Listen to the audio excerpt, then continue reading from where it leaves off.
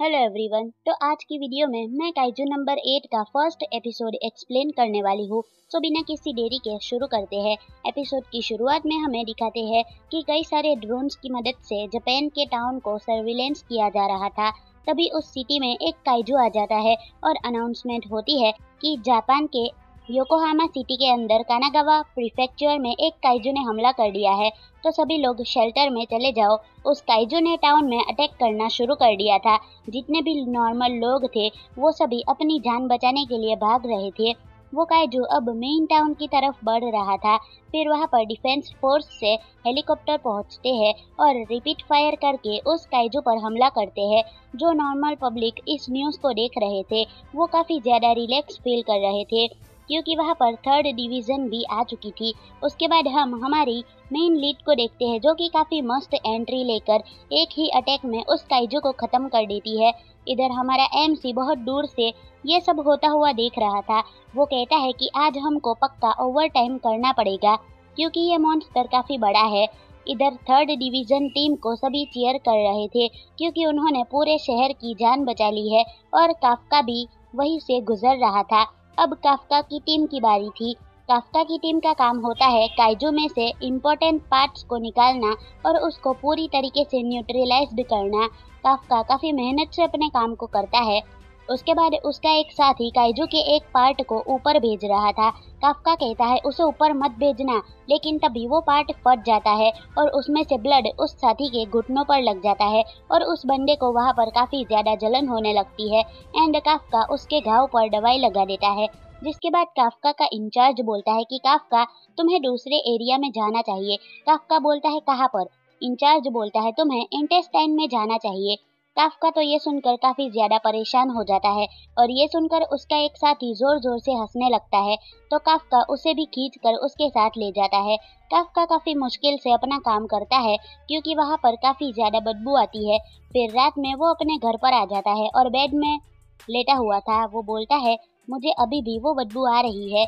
जब इंटेस्टाइन में मुझे जाना पड़ता है तब ये काम काफी ज्यादा बेकार हो जाता है। तभी न्यूज में थर्ड डिवीजन टीम के बारे में खबर आ रही थी कि उन्होंने इतने बड़े काइजू को खत्म कर दिया और उसे न्यूट्रलाइज भी कर दिया। उस टीम की कैप्टन का नाम था मीना अशिरो। उसकी तारीफ हो रही थी कि सिर्फ 27 साल की उम्र में ही वो सिर्फ कैप्टन ही नहीं बनी बल्कि उसने काफी सारे काइजूस को खत्म कर दिया है। उसे देखकर काफ्का को अपने बचपन का सीन याद आता है। उसने मीना से कहा था कि वो दोनों मिलकर इन सारे काइजूस को खत्म कर देंगे। वो बोलता है आज चीजें पूरी तरीके से बदल चुकी है। उसका सर दर्द होने लगता है। वो बेड पर लेटकर बोलता है मैं ये सब क्यों सोचने लगता हूँ? आखिरकार मेरा काम भी तो पब्लिक सर्विस ही है ना। भले ही मैं हीरो नहीं हूँ, मुझे इस रूम में इतनी आराम से जिंदगी जीने का मौका तो मिलता है। ये मेरे लिए काफी नहीं है? फिर सुबह हो जाती है और काफ्का अपने काम पर जा रहा था। फिर वो अपनी काइजू क्लीनिंग कंपनी में आ जाता है। जिसके बाद वो जैसे ही अंदर आता है उसके सामने एक बंदा आकर बोलता है हे काफ्का, आज हमें एक नया पार्टनर मिल गया। इसका नाम रेनो इचिकावा है। इसके बाद वो बंदा काफ्का को बोलता है कि ये बंदा डिफेंस फोर्स ज्वाइन करना चाहता है। वो बंदा तो इचिकावा को कह देता है कि काफ्का भी ये ज्वाइन करना चाहता था लेकिन उसने गिव अप कर दिया और हमारी कंपनी में आ गया। तभी रेनो काफ्का से पूछ लेता है कि आपने गिव अप क्यों कर दिया। काफ्का बोलता है अरे वो तो मैंने ऐसे ही कर दिया था क्योंकि उस टाइम वहाँ पर ज़्यादा ही कंपटीशन हो गया था और मैं उस टाइम इतना फिट भी नहीं था। तुम चिंता मत करो, तुम थोड़े उम्र वाले हो जाओगे तब तुम्हें भी समझ में आ जाएगा। रेनो बोलता है मैं समझ नहीं पाऊंगा क्योंकि मैं जब तक जिंदा हूँ तब तक कभी भी हार नहीं मानूंगा। और वो बोलकर ये यहाँ से चला जाता है। काफ्का रोते हुए बोलता है क्या सच में हार मानना इतना बुरा होता है? सीन शिफ्ट होता है और आज सभी को अपनी जॉब्स बताई जा रही थी। जिसके बाद रेनो को इंटेस्टाइन की सफाई करने के लिए भेजा जाता है। काफ्का तो खुश हो जाता है कि वाओ, आज मैं इंटेस्टाइन साफ नहीं करूंगा। जिसके बाद उसका इंचार्ज बोलता है तुम्हें इंटेस्टाइन को साफ तो करना ही होगा। काफ्का बोलता है 2 दिन लगातार? वह कितनी ज्यादा गंदी बदबू आती है, तुम समझ नहीं सकते। और काफ्का रोते हुए वहां से भाग जाता है और अपना काम करने लगता है। उसके बाद काफ्का और रेनो जब पार्क में बैठे हुए थे तब रेनो की हालत ठीक नहीं लग रही थी। उसे देखकर काफ्का सोच रहा था कि ये तो होना ही था। तभी हालत खराब होने लगती है। फिर वो रेनो से पूछता है, रेनो क्या तुम लंच नहीं करोगे? रेनो बोलता है, ये सारी बदबू सूंघ कर मेरी तो भूख ही मर गई। काफ्का बोलता है, हाँ वो भी है। फिर वो मल्टीविटामिन रेनो को देता है और उससे बोलता है कि तुम इसे पी लो। रेनो बोलता है, तुम मुझे ये क्यों दे रहे हो, तुम्हें नहीं पीना क्या? काफ्का बोलता है, क्या तुम्हें ये? रेनो बोलता है, नहीं मुझे जरूरत नहीं है इन सब चीजों की। लेकिन काफ्का तो जबरदस्ती उसे वो पहनाने लगता है और फिर वो दोनों अपना काम करने लगते हैं और ऐसे ही शाम हो जाती है, जिसके बाद वहाँ रेनो आ जाता है। काफ्का रेनो से बोलता है, रेनो आज तुमने अपना काम अच्छे से खत्म कर लिया। रेनो बोलता है, सीनियर ये सिर्फ मैं आपकी वजह से कर पाया, आपने मेरी बहुत मदद की। मैं आपसे कहना चाहता हूँ, पहले जो मैंने आपसे कहा था उसके लिए मुझे माफ कर दीजिए। आप इतने भी बुरे इंसान नहीं हो, आप इतने कमजोर भी नहीं हो। फिर वो जाने लगता है। काफ्का बोलता है, तुम्हारा शुक्रिया, मैं तुम्हें जैसे समझता था तुम तो उससे भी अच्छे हो। रेनो बोलता है, मेरा वो मतलब नहीं था। और तभी उसके पीछे एक काइजू आ जाता है।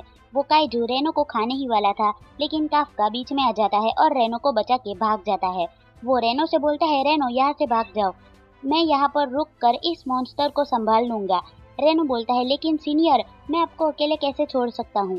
काफ्का बोलता है, तुम समझ नहीं रहे क्या? यहाँ पे 2 लोगों से कुछ नहीं होने वाला, जल्दी से जाओ और फोर्स को भेजो, मैं तब तक इसको किसी तरीके से संभाल लूंगा। तुम्हें डिफेंस फोर्स ज्वाइन करना था ना, आज तुम्हारे पास मौका है, जल्दी जाओ। फिर काफ्का अकेला पड़ जाता है। वो इस बिल्डिंग के अंदर घुस जाता है और सामने कांच से टकरा जाता है, जिसके बाद वो अपना बचपन फिर से याद करने लगता है। वो कह रहा था, मैं इस काइजू को छोड़ूंगा नहीं, मैं पोकेमोन गेम में जीतने ही वाला था। मीना बोलती है, मैं इसलिए सैड हूँ क्योंकि मीको मर गई। काफ्का बोलता है, अच्छा वो ट्राई कलर कैट? वो मीना से बोलता है कि वो डिफेंस फोर्स ज्वाइन करना चाहता है। मीना बोलती है, तुम पागल हो गए हो क्या, तुम फोर्स कैसे ज्वाइन कर सकते हो? काफ्का बोलता है, तो चलो देखते हैं हम दोनों में से कूलेस्ट ऑफिसर कौन बनेगा। फिर से हमें प्रेजेंट दिखाया जाता है। काफ्का बोल रहा था, मुझे नहीं लगा था ये सब ऐसे ही खत्म हो जाएगा। उतने में ही काइजू सीधा उसके ऊपर अटैक करता है। काफ्का ने भी उम्मीद खो दी थी, अब वो काइजू उसे खाने ही वाला था, लेकिन वहाँ पर रेनो आ जाता है और काफ्का को बचा लेता है। काफ्का बोलता है, इडियट तुम यहाँ पर वापस क्यों आ गए?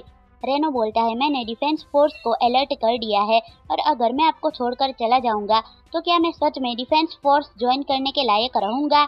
ये सुनकर काफ्का भी मोटिवेट हो जाता है। वो बोलता है, मैं अपने जूनियर को प्रोटेक्ट करने में हार नहीं सकता।